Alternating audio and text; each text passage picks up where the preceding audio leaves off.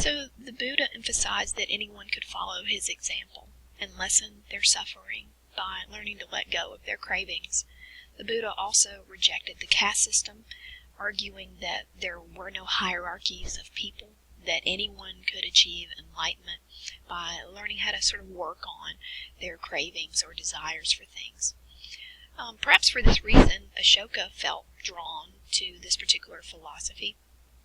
He began to embrace it, and it will change his rule significantly. As you can see here, several of the edicts of Ashoka, that he will emphasize the improper behavior towards certain peoples, encouraging respect for people of all backgrounds, trying to get people to stop the killing and harming of living beings, respect and kindness extended not just to people but to animals as well. So this will significantly change his rule. This man who had built an entire empire on bloodshed will cease war altogether. In fact, he will release thousands of prisoners of war and actually reinstate their lands to them. Try to make right all the wrongs that he had done in recent years. And from the standpoint of those who came after him, future Mauryan emperors, they too will tend to embrace this philosophy of Buddhism, which at its essence is one that does not advocate violence or killing at all. And for this reason, some historians believe that this will signal the beginning of the end for the Mauryan Empire, that over time, as word gets out amongst many of their enemies, hey, these guys are no longer going to kill us, then they will start to pick apart the Mauryan Empire through force, and it will fall into ruin over time, and things will revert back to local control.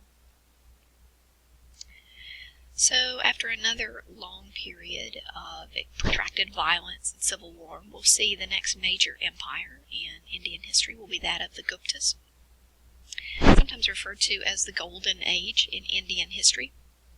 Many different advances made across a number of areas, from music to architecture, sculpture, and painting. When we talk about the work of Indian mathematicians during this period, we're going to see a numeral system that might look familiar to you being developed.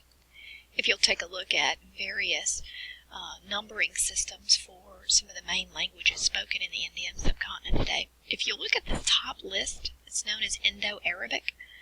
These should look pretty familiar to you because they form the basis of our numeral system today. You may have heard them referred to as Arabic numerals, but that was really due to the fact that it was later Muslim Arabs that came in and invaded the region much later. They will capitalize upon a system that was originally created by Indian mathematicians, the system that, of course, we use today in the Western world. Also, the concept of zero was developed by Indian mathematicians during the Gupta era. Another area of utmost importance during the period of Gupta reign was the exchange of intellectual ideas between the East and the West. Buddhism was introduced from India to China during this period of the Gupta era. And we end up seeing that healthcare was also an area of innovation for the Guptas. Hospitals offered care free of charge to patients, and early surgeries and diagnosis of chronic diseases by Indian physicians led many from the ancient world to seek medical attention at the hands of Gupta doctors. They were already learning how to set broken bones and perform early skin grafts, for example, on burn patients. But most empires eventually end, and for the Guptas, this end came in the 7th century AD when they were overthrown by the Huns, and later on by the first of the Muslim invaders sweeping in from the west. And so again, we have the broad theme in Indian history of strangers appearing at their doorstep, and usually not coming in peace, but coming to dominate and gradually to intermix with the local population. So a lot of cultural synergy, a lot of interesting mixing of languages and ethnicities and religions over time. So by the 8th century AD, we have some of the first Muslim invaders arriving in the Indus Valley.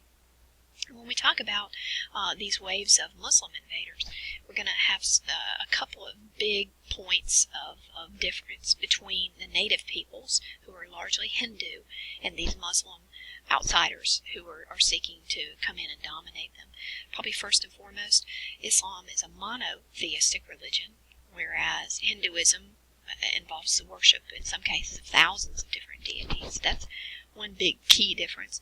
Another difference is in Muslim theology, there's the concept that everyone is equal before God, whereas in the Indian subcontinent during this period, the caste system really reinforces the idea that people are not equal and that some are treated quite poorly as a result of this artificial hierarchy that has been developed.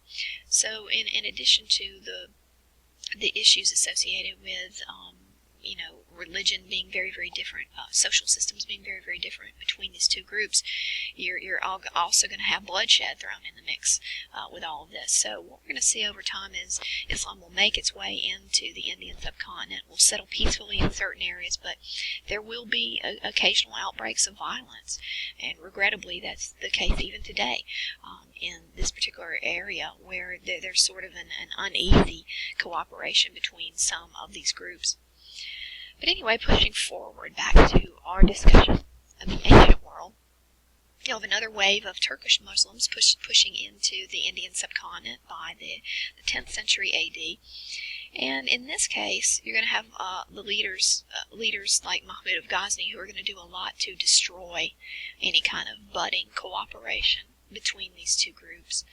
Mahmud of Ghazni will sort of set up his headquarters at the capital city of Ghazni, south of Kabul, in present-day Afghanistan. He'll use this as a base for launching no less than 17 different invasions of the Indian subcontinent between the years of 1000 and 1025 AD. Over time, Mahmud became legendary for his cruelty and theft. He earned the title the Idol Smasher for the damage that he and his troops did to many Hindu temples that were looted of their wealth. Many of the statues there taken and melted down, turned into currency. So among Hindu chroniclers of this period, they look back on this particular era as a very dark one in which they suffered innumerable tragedies at the hands of these Muslim invaders. Buddhist believers were also harassed and killed by the thousands under Mahmud's leadership, and such was his thirst for power that he even singled out fellow Muslims. In the case of the year 1005 AD, he invaded Multan in present-day Pakistan and led a series of campaigns against the Ismailis there, which were massacred in large numbers, despite the fact that they were fellow Muslims. So moving on from there, we'll ultimately end up by the 13th and the 14th centuries with yet more strangers coming into this region, in that case the Mongol invaders from the north, and we'll be